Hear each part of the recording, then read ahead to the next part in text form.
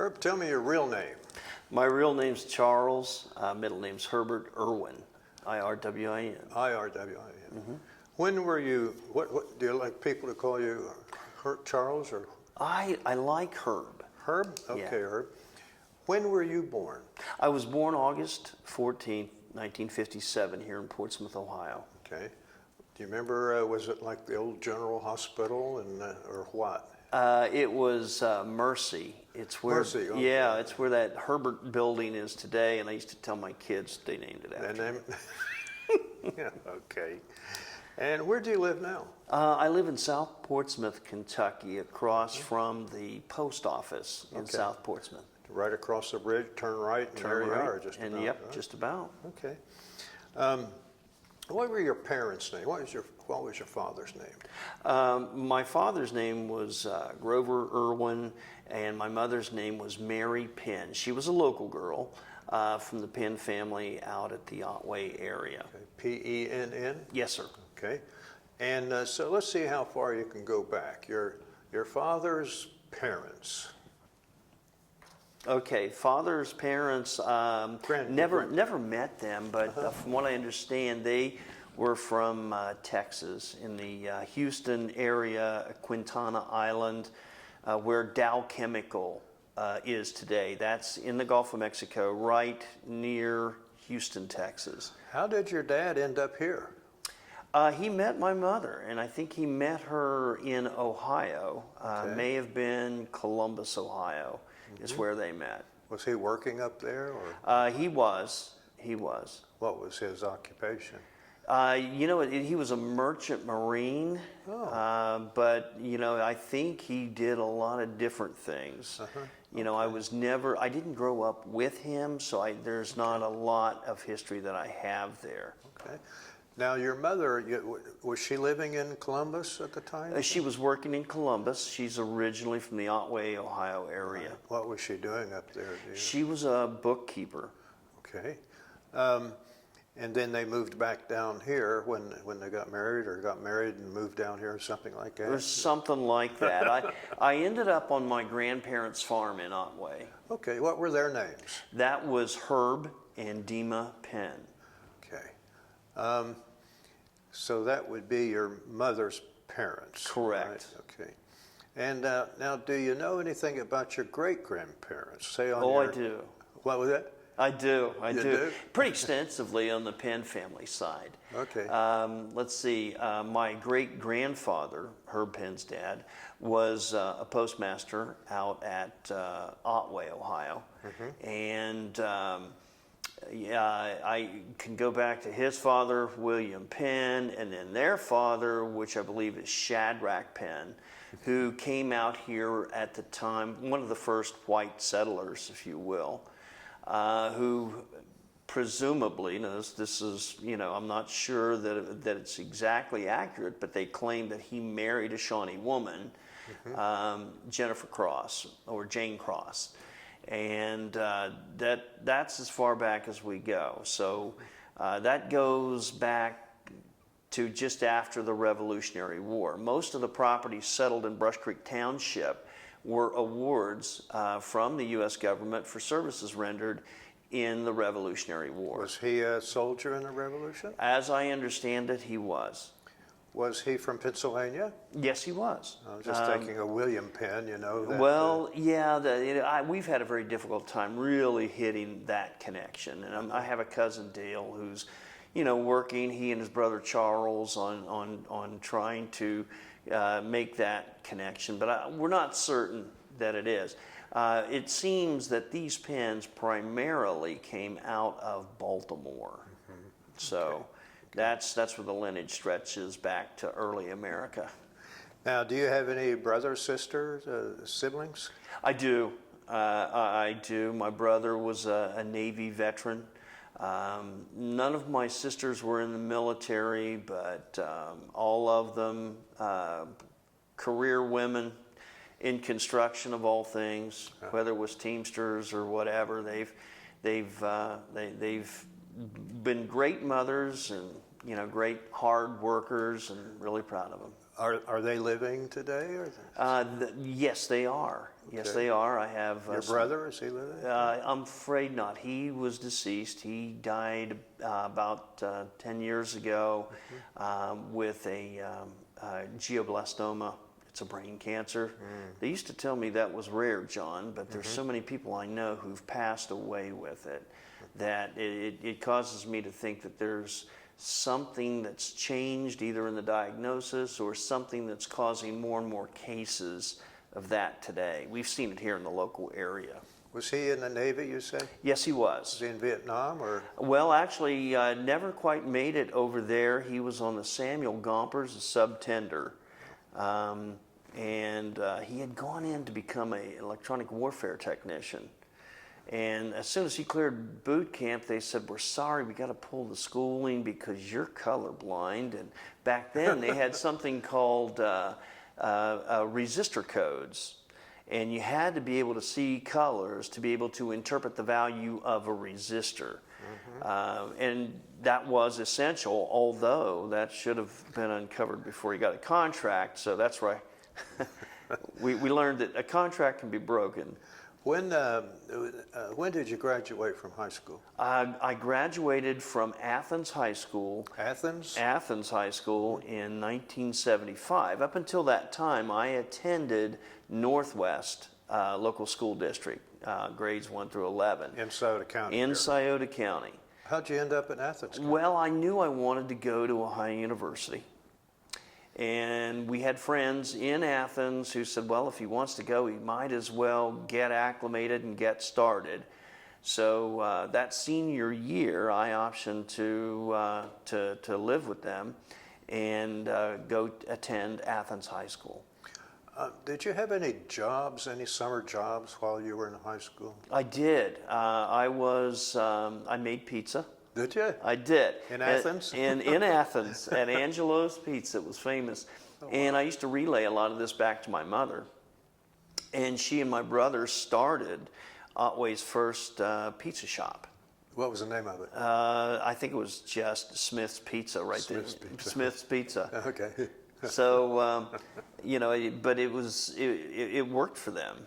It was a good business to get started in. And you transferred the recipes to her then, right? Well, I told her what I was doing. She was pretty famous in her own right. She had written her own cookbooks.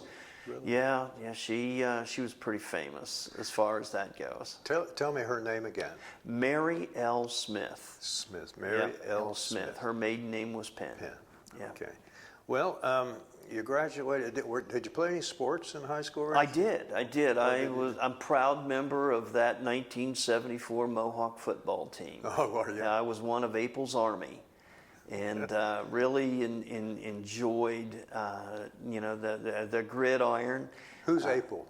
Bill Coach? Apel, Coach Bill Apel. Okay. Yeah, that's a local name, isn't it? Oh, it sure is. Yeah. He coached at Portsmouth High, Portsmouth Notre Dame, New Boston for a time, in Northwest. So. I know a Maggie Apel. Are they related? Maybe? Oh, they are. Okay. She's an attorney. She's a lawyer. I think she might be married. Now let's see. Otto was the doctor, his brother, and then Barney, and then he had another brother, I think. Okay. And that's where maybe Maggie fits in. So after high school, what did you do? Go to OU? I did, way too soon. 3 days after I graduated. You started college? I started college 3 days after I graduated. And that was probably not the best decision right there. However, I'll take full responsibility for my decisions because by the time the fall semester opened, I had received grants, the Ohio Instructional Grant, kind of like a Pell Grant kind of thing. And I had turned that into the Office of Admissions, and my roommate and I got a call from the admissions office saying, hey, we never received your grants, which got us all fired up. We knew we turned them in. And the Cincinnati Reds were playing the Boston Red Sox in the 75 World Series. Yes. And I looked at my buddy and I said, hey, if the Reds win this thing, let's go run up, blow this clam bake, join the Navy. Now, ordinary people probably would have sober up the following you were day. a freshman at that time, right? Oh yeah, the worst possible time for decision making. Anyway, we went up and went to Columbus and joined. Next thing you know, Well, the Reds won. You had that to. had to. We had to follow through with our commitment, and we were in San Diego almost overnight. Really? That's that where you did your basic? Yes, sir. At Nimitz. How are you married, single, divorced, widowed, separated? All the above? I'm married. At different times. No, I'm married. Okay. And do you have children? I do. I have 4 sons. All right. Yeah. Are any of them Navy guys? No, as a matter of fact, and I never encouraged them to follow in Dad's footsteps. But they each of them are pursuing the kinds of things that I, if given a second chance, would have wanted to do. Whether it was in the financial sector, the technology sector, they have all flourished. All of them have done very well. Are they local?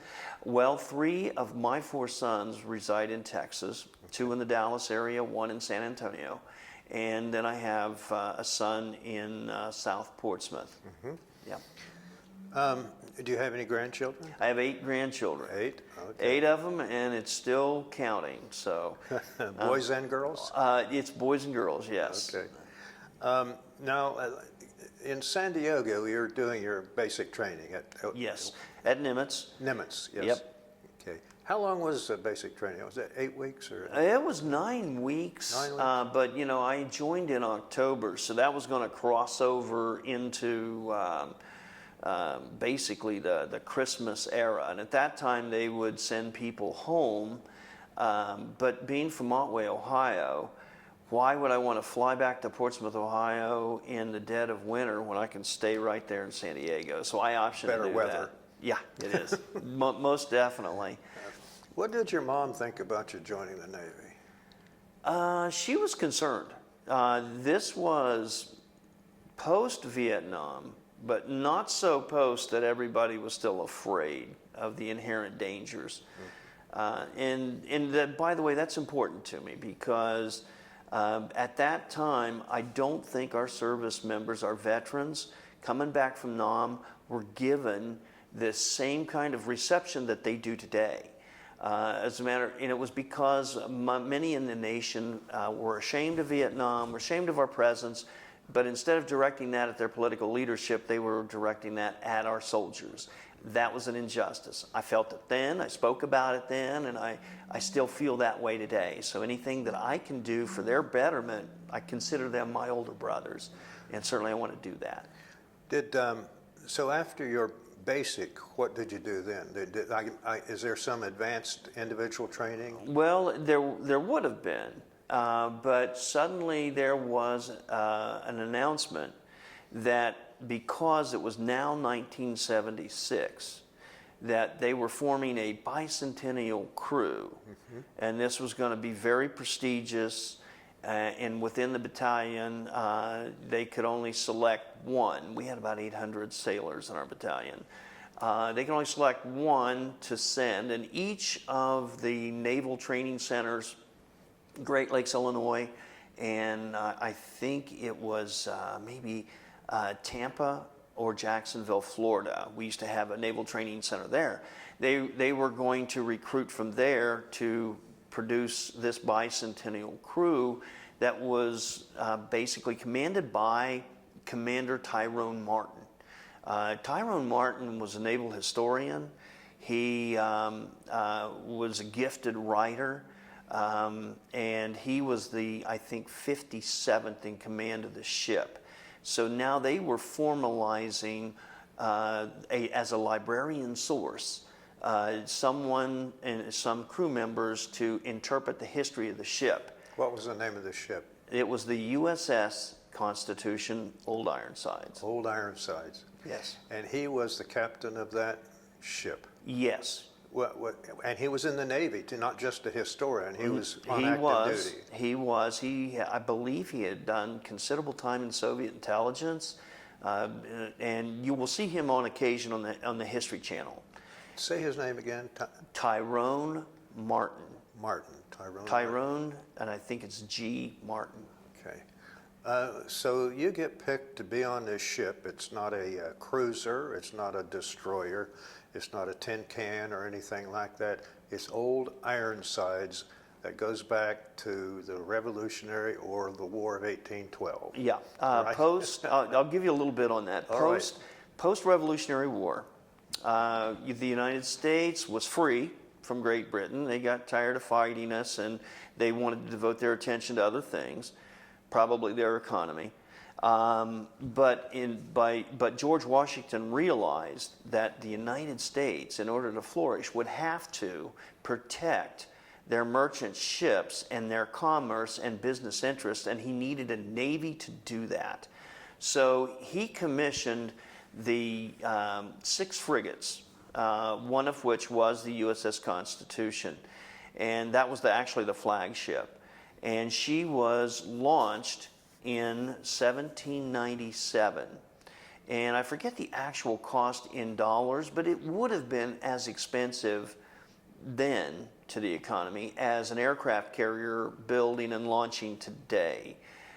It may have been like $900,000 back then, but that's the kind of expenditure that you're going to have. Now, what's unique about this? The ship was built out of materials that would only have existed in adequate supply in the new Americas. We're talking about the Georgia pine for the tall mast that supported the square rigging, something like 36,000 square feet of canvas cloth is what's tacking against the wind and pulling that vessel.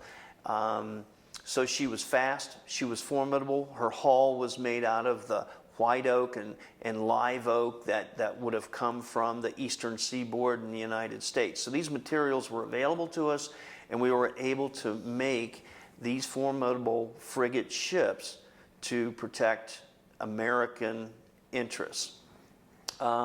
Still, we were a third world at that time, until in August, and I think it was in 1812, is when we encountered 2 British ships, the Cyane and the Levant, and we defeated them both at the same time.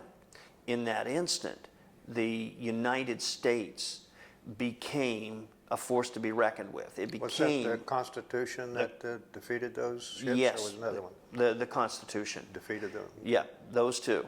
And that resulted in us becoming a world power. Communications that were spread throughout the British Navy was don't encounter these American frigates. So that's the significance of the ship and her background and how she was put together. So the nation has always took care of her because she was the first. She was the birth of our modern Navy, which was prior recommissioned merchant ships. But this one was the first time we had actually built ships of our own. And Josiah Humphreys was the naval architect who designed these ships, and it was a unique design. So never had they had such a formidable ship, so fast and agile, at the same time could carry 44 guns. So yes, we had British ships of the line that were huge, and they probably carried more guns, but they couldn't maneuver as fast. So her entire record was 42-0, I like to say. 42-0. Yeah, now those are engagements without a loss. That doesn't mean that at times we'd have to run. And we had some very creative captains that had served on Old Ironsides. And one story in particular is important because we had to leave, we had to run to get away from this British ship, but there was no wind, so both ships are just sitting there looking at each other. But he came upon a great idea where they would drop the anchors and it would pull the ship up to the anchors, and they would bring them back in, drop the anchors, and suddenly it took a while for the British captain on the other side to catch on that they were drifting away from them, but they were doing it by dumping the anchors forward. That's the way the anchor halsings are. They dump forward. at the head of the ship, so it's pulling the ship away. And until wind came up and they had an advantage, enough of an advantage to get away. There's a lot of creative practices that you're going to find in the history of that ship that really makes one proud of the people that have commanded her. When you got out of basic, you were one of 800 that was picked Yes. to No, be yeah, to be that's- assigned Yep. to this old Ironsides. Yeah, I never hit the lottery or never won anything, but on that day I did. And here's how that happened. It was amazing. The night before, it was our fleet week, and the night before, a roving watch in the barracks would take care of watching over the barracks, and a perimeter watch would come by and he would sign saying all secure back in the barracks. Well, our barracks watch fell asleep. So, I had the Rev watch. We had already slept through like 2 different watch programs. What's a Rev watch? The Reveille, it's the morning watch. It begins like at 5:30. When is Reveille? Reveille is actually, well, our quarters is 0800. But they call that the Rev watch, and I think that's a carryover in tradition. That's probably when the sun is getting ready to rise in most cases. So anyway, he had forgotten to record. Well, he had fallen asleep, and the perimeter watch, what a guy, I don't know who he was, but I got to thank him, forged every time he came to the barracks and he saw that he was sleeping, he just went ahead and forged all secure.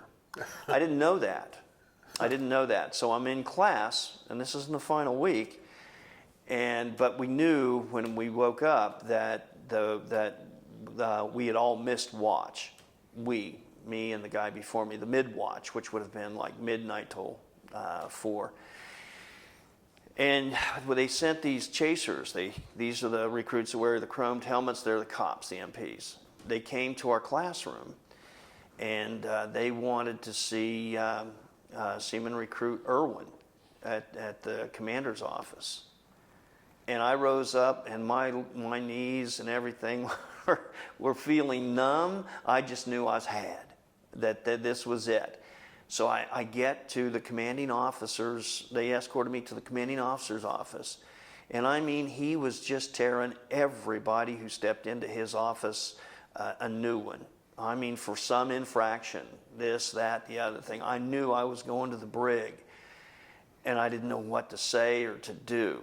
But when it came my turn to step into his office, he said, before he comes in, he asked his yeoman, would you look in his mouth? Tell me about his teeth. And it was kind of like a horse. And he said, does he bite his nails? And the yeoman says, teeth look good? No, he doesn't bite his nails. Okay, good. Send him in. And on his table were all these pictures of me. Of you? Yeah. That they had taken during basic. So that's how I got it. He goes, I don't know if it's good news or bad news, he said, but son, you're going to Boston this winter. So When was that? What, about October? that would have been, I think, early January of 76. 76. Yeah. So on February 17th, I reported aboard in Boston on Old Ironsides. When you're in basic training in the Navy, let me ask you this. Do you have to know how to swim when you join the Navy? You do. As a matter of fact, you had to tread water for a long period of time. You had to take your clothing, take off your trousers, flip them over your head, and make a flotation device. You practice abandoned ship drill a lot, and if anybody couldn't tread the water or couldn't swim, you had somebody standing there with poles to pull you out. And if that happened, then you got set all the way back to square one, and you had to learn how to swim until you could advance. And everybody wants to advance and get out of boot camp. It's just not a place you really want to be. Did you have fire drills? Constantly. Constantly, and a lot of what we call NBC, nuclear biological warfare, in which they would put you in a gas chamber and you were wearing a gas mask, and it would be like a tear gas that they would pump into the chamber, and then they would tell you to take your mask off, and you had to repeat your 10 general orders. And if you screwed that up, then you got to stand there and cry with everybody else holding their mask up, crying with the tear gas until you got it right.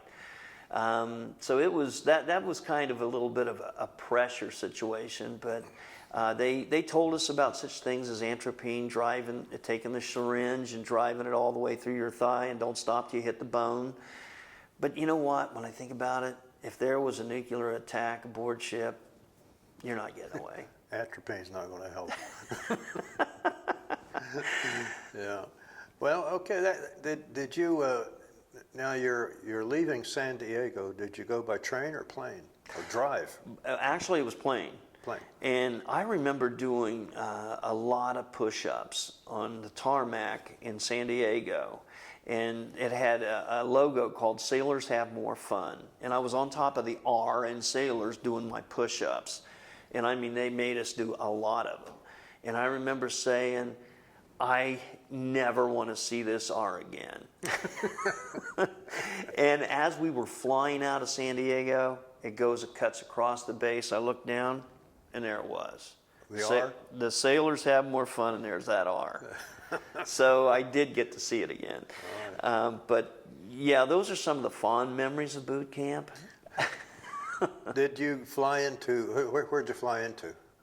Okay, when I left Columbus, Ohio to get there, or when I left, when I flew out of San Diego, yeah. I flew into Columbus, Ohio, because I was going to stop and spend some time with Mom out at Otway. Oh, yeah. You know, so it gave me a chance to do that. How much time did you, maybe a week or a couple days? It was about 2 weeks. 2 weeks there? Which felt like forever. Oh, yeah. But it was so much fun to at least, you know, as a kid, we probably don't appreciate home and family as much as we do as when we come back. And, you know, she even remarked how grown up you've become, you know. Yeah. So, was it a farm, you say? Did you yes, out on Rocky Fork cattle, Road. Chickens, etc.? Mostly we were agriculture. We raised crops. Now occasionally we would raise a few calves for butcher or a few pigs for butcher. So, and you lived off that? Yes. Oh, yeah. Yeah. And we canned all of our vegetables. And I mean, you know, leaving the farm was not hard to do.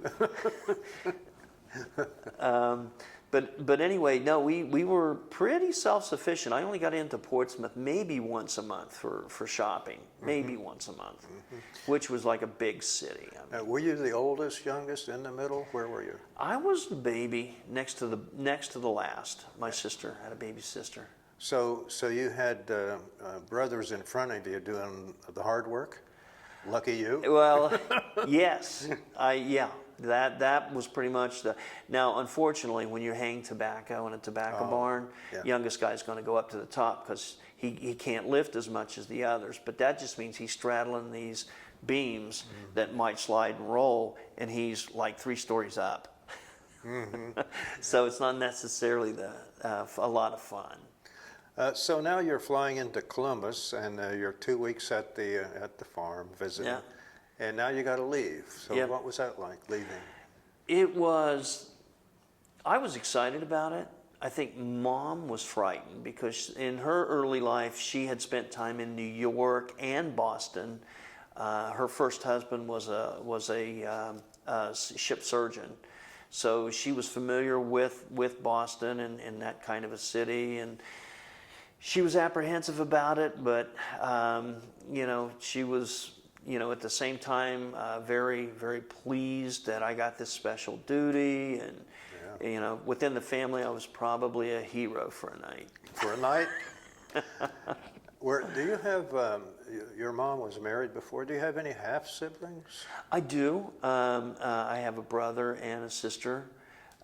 William, who he was in the Army, and he was...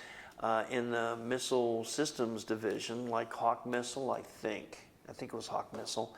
And then my sister Debbie, she's an adult psychiatrist. Yeah, she had gone to Johns Hopkins. But those two were my older siblings, but they were so much older that they kind of grew up long before I had come along. What were their last names? Krohn. Krohn. K-R-O-H-N. Yeah. So now you're getting on the plane, and you're in Columbus, and you're getting on the plane to fly to Boston, I assume? Correct. Okay. And you fly into Boston. When was that? Do you remember now? Yeah, that was Tell me February again. 17th. November? February 17th. February, you said that. Yeah, Yep, February 17th. 1976. Was it cold? Very cold, dank, overcast, and didn't know what to do except find a cab and tell the cab to take me to the Charlestown Navy Yard. Okay. And a cab took me and drove me, and just as he got onto the shipyard, he said, that'll be $15, which is an outrageous sum back then. Oh, yeah. And at the same time, someone was running across the pier saying, hey, don't pay him, he's ripping you off. Really? It was another sailor, and this was apparently a big game. As soon as they see you get off in uniform, they know that you're a boot. That's what we call them, boots. Yeah. And you know, they'll run the fare up on you. They won't take you directly there. They'll take you around Give you and around, sightseeing, give you the okay. sightseeing tour, and that's what jacks that fare up. But as soon as I had paid him, the guy took off quick. So. Did you pay him $15? Yeah, I did. I got taken. Well, now here you are on the dock and in the yard, and the taxi cab has left quickly. And this other guy that was telling you not to pay, is he still there? Yeah, he was still there, and he was saying, hey, Boot, grab your sea bag. I'll take you to the chief and get you assigned to a room. Okay. We were staying in the officers' barracks, and the way it was set up on the ship is that you would serve duty every fourth night, which means you were aboard ship 24 hours, you slept aboard ship. And those other 3 days, you just worked a normal day, and then you would go into, you lived in the barracks, which were studio apartments, if you will. Better than what I had at Ohio U. You know, each one of those rooms would have maybe 3 men, and it would have an adjacent bathroom. So it was very, very comfortable settings. So this is on the Constitution where you lived? You lived on Yeah, it? you would live every fourth night on a duty. You would sleep down in the bilge area, the hold. Yeah. And it's not like that today. They don't do that, but back in my day they did.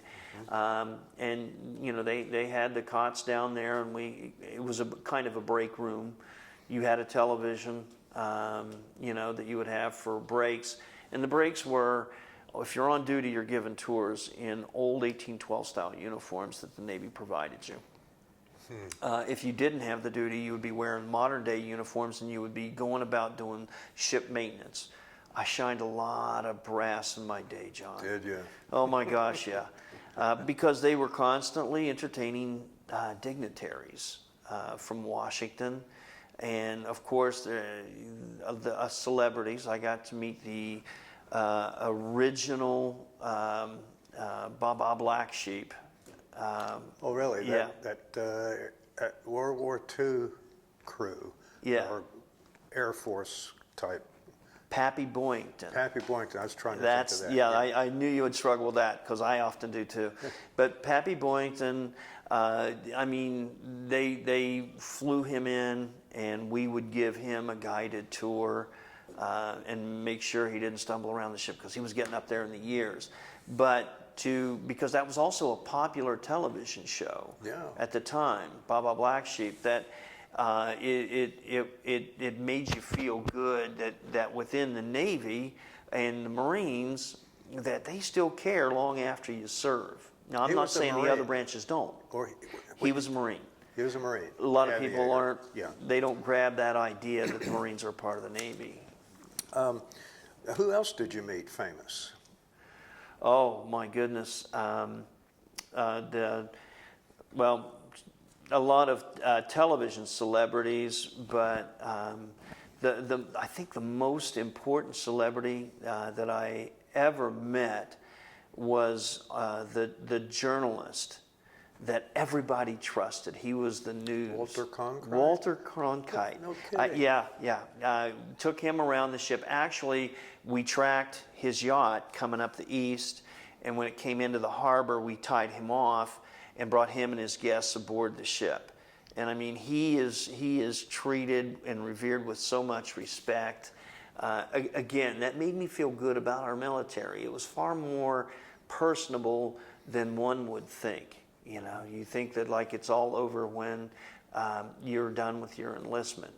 And on the back end of this, we'll talk some more about how I've been a crew member for life ever since. Mm-hmm.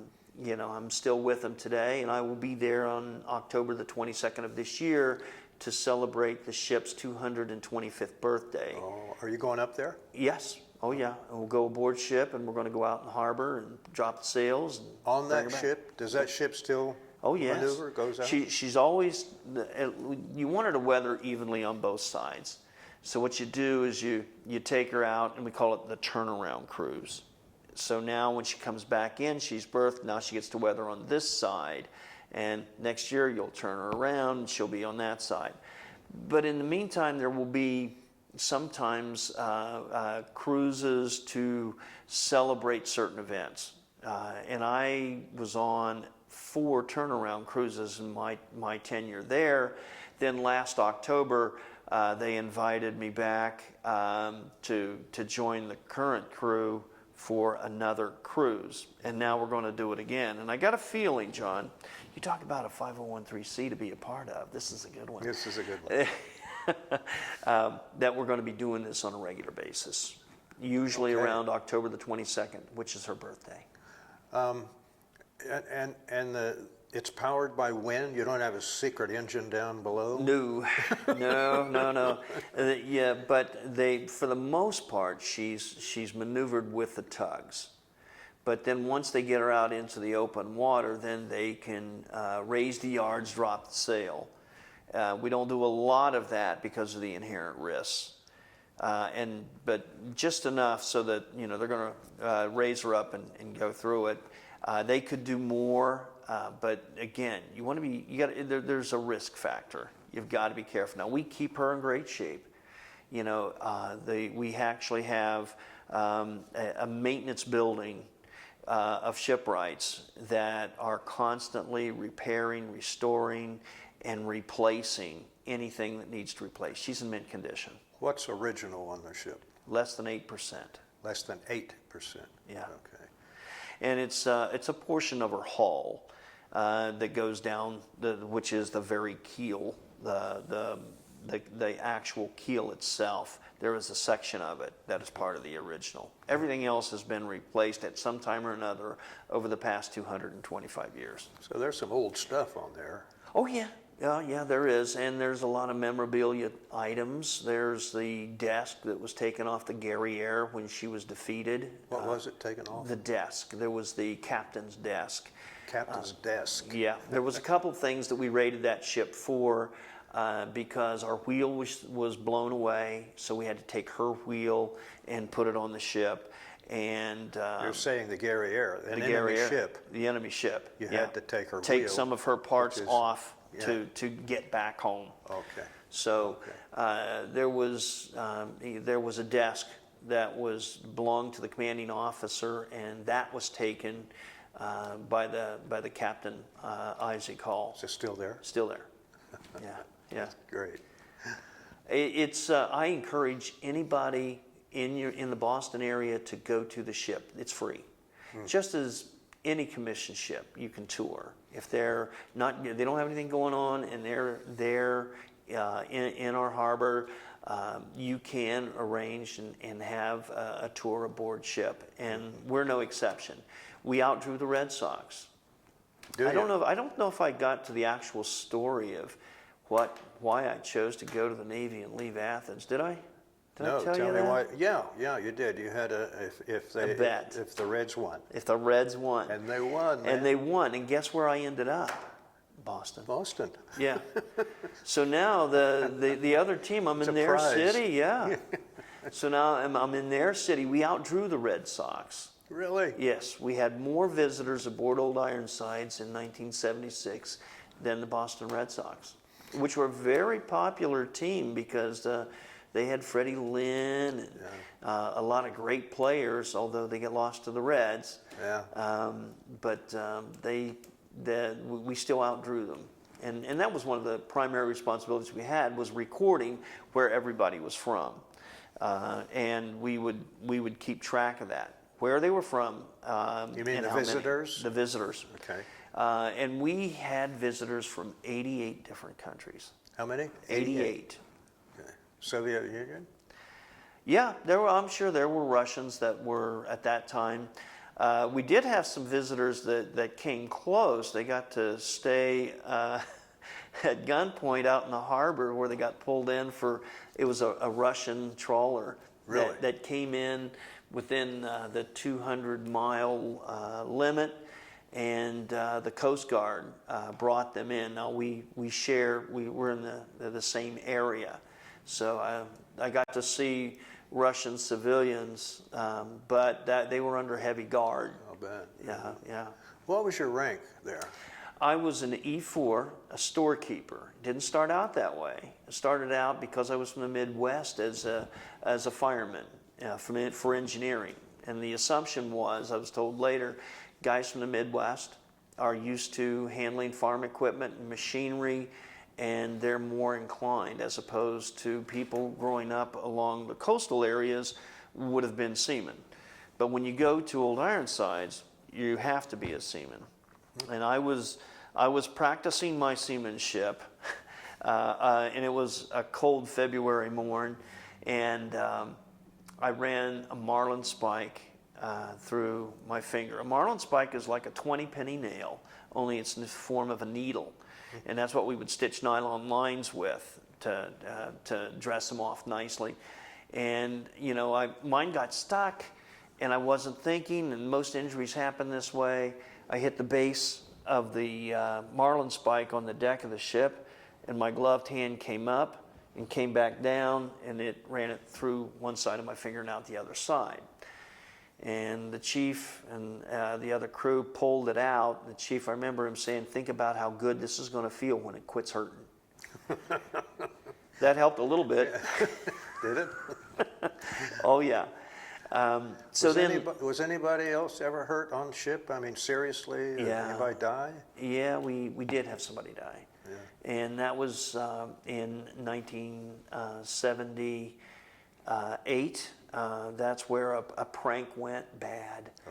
And there was the Godfather pizza delivery, in which one of the sailors took the submarine sandwiches and didn't pay the guy, and he went back and brought somebody else with him, and that somebody else got into a fight and shot one of our sailors at point blank. Oh, man. And I was the duty officer, and I did everything that I possibly could to save his life, but we lost him on arrival at Mass General Hospital.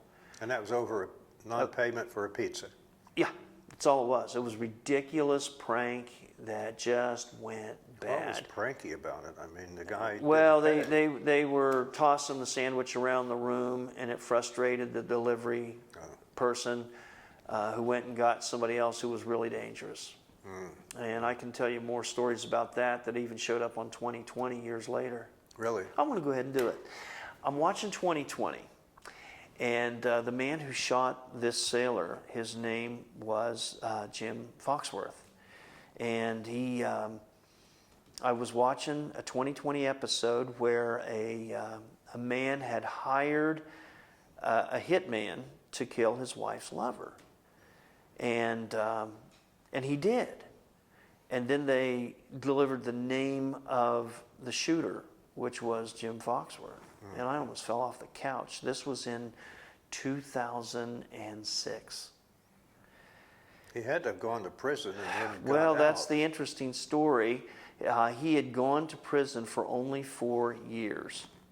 He had only gone to prison for 4 years, and then was released, and then had been brought back to prison on other charges, and then was back out after the new millennium and took this job for $10,000 to kill this man's adversary.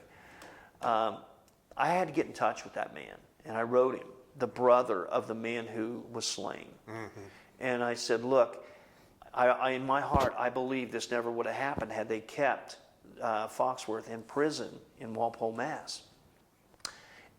And then he called me. He said, you know, I don't usually respond to a lot of the fan mail that I've been getting from 2020, but your letter, your message to me really struck me. And he said, is there anything I can do for you guys? I said, well, when they find him guilty, if you get the chance to do that victim testimony, would you say something about Louis Gentili, who was the slain sailor, and his family? You know, as one of the victims. And the purpose for that was because the court would not allow that previous shooting or any topic or anything related to it to be introduced into this one. So he was found guilty. And that man sent me the video where he actually went up and, you know, he had mentioned the friends and family of Louis Gentili. So meanwhile, I pulled all the guys together that were on the crew and told them that this brother... You guys have a group called the Sailors of Old Ironsides. Right. And you get together, and I imagine you talk about your fellow sailor that was murdered and that sort of thing? Quite frequently, back when this story erupted. Yeah. And now it comes up every once in a while. I see. We're more focused now on putting this group together to take care of each other. You know, through our dues, you know, if we have somebody who's in the hospital, whatever we can do to help them out, that's really what we want to do, is to stay focused on, as brothers. How big was the crew at that time? It was about 45 people at that time. Today, there's about 80. 80? Okay. Well, now I imagine, you know, you have your 45 guys, and then after you comes another 45. Do they have a group too? And then after that? Well, yeah, just recently a splinter group, someone who had joined ours, decided to start up their own. So now they've started up their own. Through the auspices of the Constitution Museum. Looks like there would be one huge gathering. I think that's the ultimate goal. I think the ultimate goal is for us to have just, you know, one reunion, and I think that that's going to ultimately play out. You know, I mean, I'm glad. I would welcome. I don't care if you served in 1997 or if you served in 2017. I can still consider you a fellow crew member. Were you ever on any other ship? Well, I got orders cut to a few of them, but they just never happened. I was only supposed to be there a year and a half. You were there how long? 4 years. 4 years on the Constitution. Yeah, the commanding officers, both of them that were there, wanted to keep me there to train the other tour guides. I've got this gift of gab. You did what? I said, I've got this gift of gab. Okay, all right. And they liked that, and I think that had a lot to do with, you know, my ability to teach the tour guides. Of course, I was majoring in theater at Ohio U. Oh, okay. So it was a natural fit. Now that only lasted 3 days, didn't it? I mean...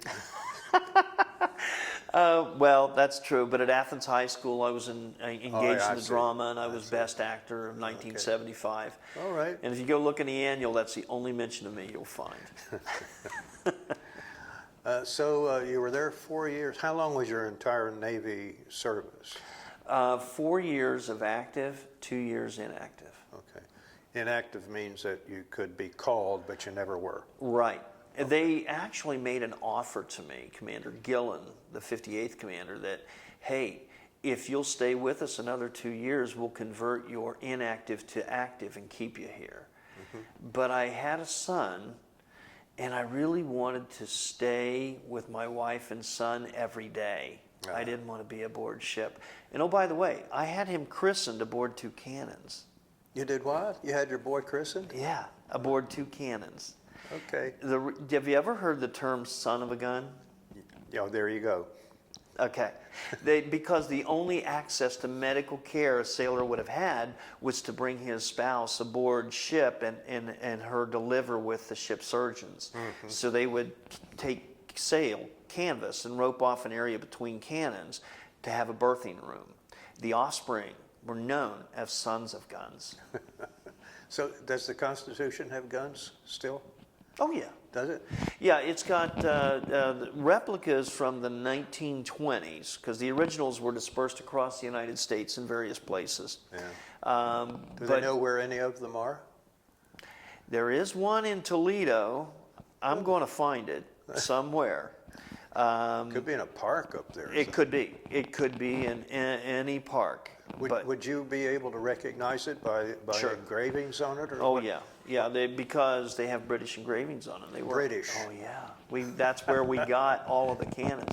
When Queen Elizabeth made her visit in 76, and they explained to her that royal crown that was on our guns, that we had purchased those from England, she made a funny little comment that, well, I'm just going to have to talk with them about that.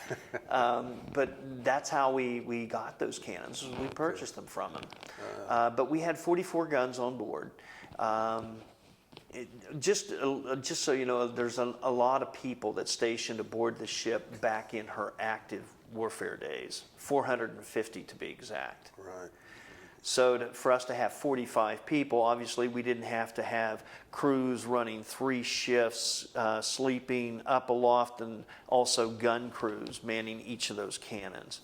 But no, my son, who was born in 78, I had him christened by the ship's chaplain between 2 cannons. And so that, I wanted him to have that legacy. And it allows me to explain to people where a lot of the expressions that we use today, what their origin was. And son of a gun, I always thought was a substitute for something else, but it's not. It was a legit term. Just like if you take firearms, a flash in the pan, all of those things are relevant to something of those days, and we just continue to use the expression as we go along. Do you have any souvenirs at home about your time on the... Oh, I do. I've got a section of a wooden plank that was removed in a restoration. It's not very big. It's just like a piece. I've got one of the shells that I fired in the saluting cannon back in '79. That's mounted on a plaque. We took one of these replica cannons and we sent it to Louisville, Kentucky. We had it rebored and put a 40 millimeter saluting cannon. Those were anti-aircraft guns that you would have saw in World War II. And we used those for our colors, morning and evening, and 21 gun salutes that we might do during the course of the year, like we did for Queen Elizabeth. Mm-hmm. Who radioed back to us. That was magnificent. She got to see it from the bridge in the Britannia. So anyway, we've got the cannons, and we still use it today.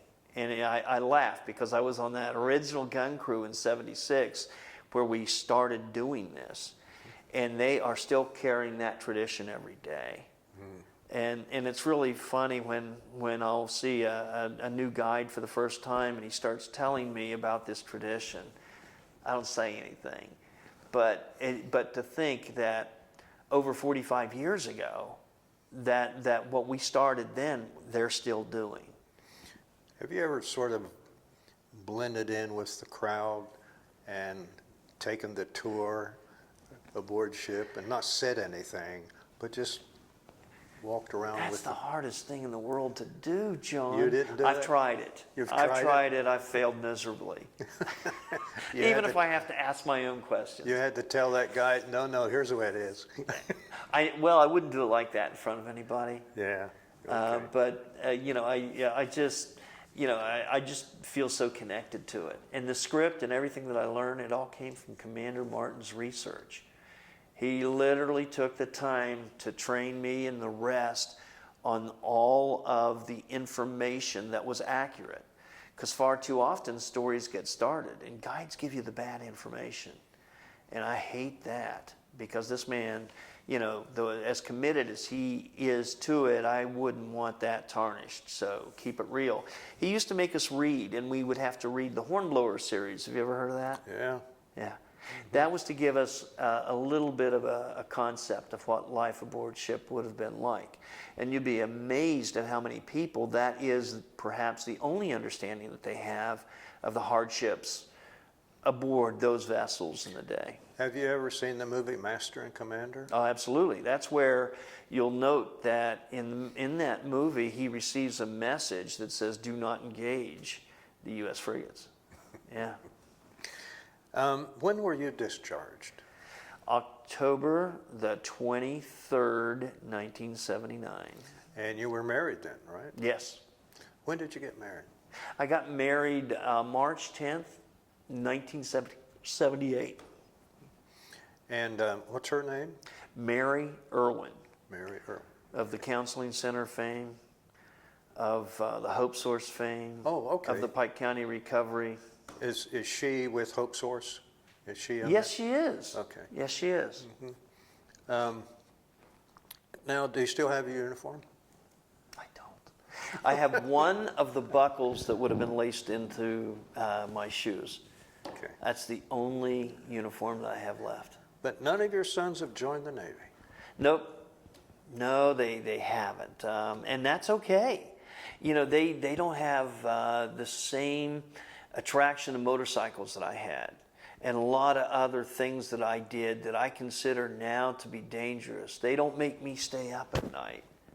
So they do what those other things that I wanted to get to. So they say, Dad, you're living precariously through us. Guilty as charged. Herb, you got anything else you'd like to say? I've been blessed. I've been lucky. Do you belong to any veterans groups? I don't, but within the Otway Historical Society, we have a Veterans Day in which we honor the veterans. Tell me about the Otway Historical Society. My grandmother, back in 1961, saw them building the new bridge that bypassed the covered bridge. What was your grandmother's name? Her name was Dema Penn, Dema and Penn. Gladys Riley was her friend. That's who I'm thinking about, Gladys Riley. I knew that. Gladys Riley. And they determined that, hey, if we don't do anything about preserving the Otway Covered Bridge, it'll just fall into Brush Creek and wash away. At that time in Scioto County, there were over 80 covered bridges. Do you know how many are left? One. That's it. Those ladies understood and knew that it had to be preserved, so they went off and got a historical landmarker and put it on the registry. You know, those aluminum stamped historical markers. Well, once that's on that ledger, it has to be preserved and protected. And thank goodness the state has held up their end of the bargain, and they've helped us. So what we do is maintain the grounds and the property around the bridge. The state, as long as we allow them to drive across and through the bridge, they've helped us to keep it going. Do you have any pictures with you? Didn't you show me a picture of you in the uniform, or what was that? Oh, well, let's see. I've got the pictures from this article, and I can show you some pictures of me present day. There we go. This we go, 1976. Is that possible to get on there? Okay. Where are you? You told me you're right there? Right there. Okay. And that's Louis Gentili to my left. All right. All right. And that's period uniform, right? Yes. Interesting. Yeah. Well, someday you're going to have to come over to the house. I'm not that far away. All right. And I have got a boatload of pictures to show you, including many modern day shots that... Do you have a picture of the ship out at sea? I do. I'd never let you Full down, sail? sir. Full Yep, sail? I do. That'd be amazing. Yeah. And to be on board and to feel that happening, that was just incredible. Being driven by the wind. Yes. Yes. That must be an amazing experience. Again, I feel so blessed. You know, what did I do to deserve this? Yeah. I followed up on a silly bet as a freshman. And there you're off. Where'd you make that bet? At the Lantern? No, we were actually in the dorms. Drinking beer? Yeah, yes, we were, or grog, as it may have been in the day. Yeah. Let's see. I want to show you some nice shots of.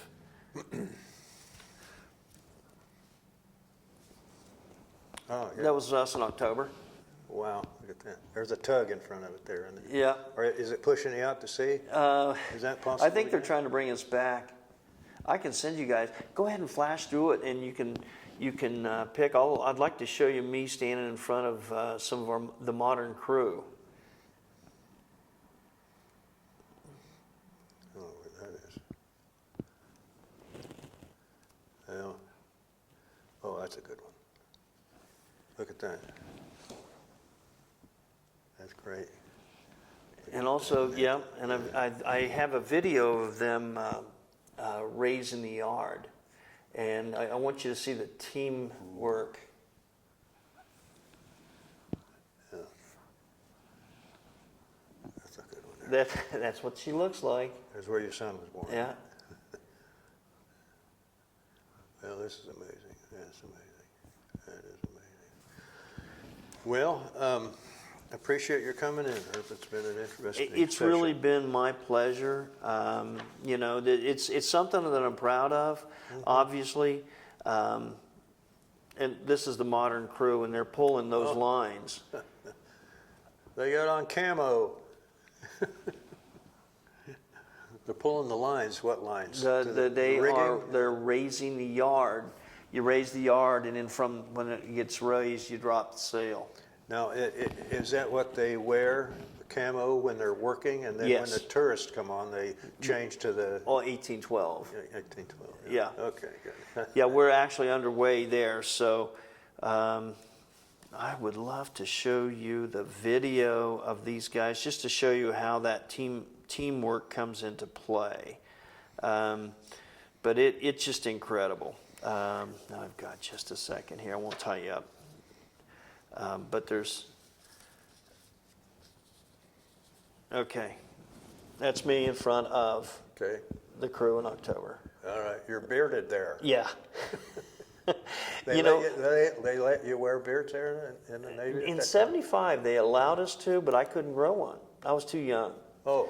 And I remember when that cold air comes up off the water, it'll freeze you big time. And I was praying to God I could grow a beard overnight. It never happened. So Okay. this time I was going to go back with a beard. Okay. So Well, tack the wind. oh, See that wind hitting the sail? yeah. You'll feel that pull. And when the wind does that, do you feel the Yeah, ship you will. jerk? You'll feel it. That's called tacking against the wind. But they don't take it and well, here you go. Lucky you.